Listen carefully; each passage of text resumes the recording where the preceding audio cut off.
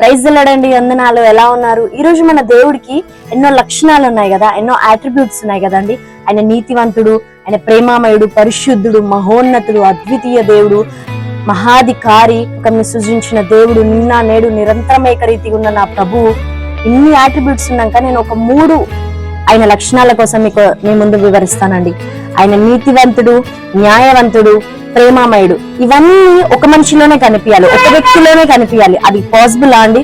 ఒకళ్ళు నీతిగా ఉంటే ఒకళ్ళు న్యాయంగా ఉంటారు, ఒకళ్ళు న్యాయంగా ఉంటే ఒకళ్ళు ప్రేమ చూపించరు. కానీ ఈ 3 కలిగిన వ్యక్తి ఒక్కరే ఉన్నారండి, అది మన యేసు ప్రభు. ఎలాగనో ఒక చిన్న ఎగ్జాంపుల్ మీకు చెప్తాను, వినండి. ఒక న్యాయాధిపతి ఉన్నాడు, ఒక జడ్జి ఉన్నాడు. అతను చాలా న్యాయవంతుడు. అతను అసలు పాపానికే చోటు ఇవ్వడనమాట.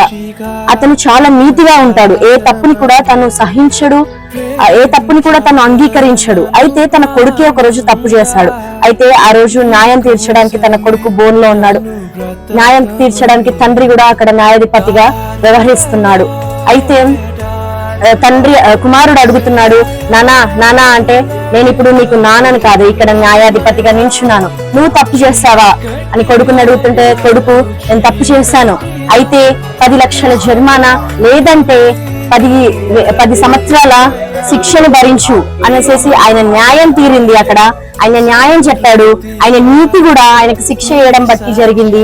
అక్కడి నుంచి తండ్రి బయటికి వస్తా ఉన్నాడు. కొడుకు మెట్ల పైన కూర్చొని ఉన్నాడు. నానా, నువ్వు నన్ను ప్రేమిస్తున్నావా? నాన్న, నిజంగానే నువ్వు నన్ను ప్రేమిస్తున్నావా? అయితే నాకు ఎందుకు నాన్న ఇంత బాధ ఇచ్చావు? నా దగ్గర డబ్బులు లేవు కదా, 10 సంవత్సరాల శిక్ష నేను ఎలా భరించగలను నానా అని బతిమలాడుకుంటున్నాను. నన్ను ప్రేమిస్తే నాకు సహాయం చేయనానా అని అంటున్నాడు. అయితే తండ్రి ఆగలేకపోయాడండి. ఆగలేక తన జోబులో నుంచి ఫటాఫట్ చెక్ తీసేసి దానిపైన 10 లక్షలు రాసి జరిమానా కట్టేశాడు.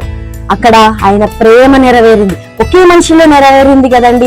నీవు ఈ రోజు పాపాలు చేస్తే, నీవు అలాంటి తప్పులు చేస్తే ఆయన దగ్గరికి వెళ్ళి, నువ్వు నన్ను క్షమించు ప్రభువా, నేను చేసిన తప్పులకు నన్ను క్షమించేసయ్యా, నువ్వు నన్ను ప్రేమిస్తున్నావు కదయ్యా, నన్ను క్షమించమని అడిగితే నీ కోసం ఆయన మరణించాడు. నీకోసమే, నీ పాపాల కోసమే ఆయన మరణించాడు, వెళ్ళ కట్టించాడు. నువ్వు ఈ రోజు ఇక్కడ ఉన్నావంటే ఆయన నీకోసమే కట్టించాడు కదండి. ఆయన నీతివంతుడు, న్యాయవంతుడు, ప్రేమామయుడు. ఈ 3 వేరే వేరే కాదు, ఒక్కడే. అదే మన యేసు ప్రభు. ఆమేన్.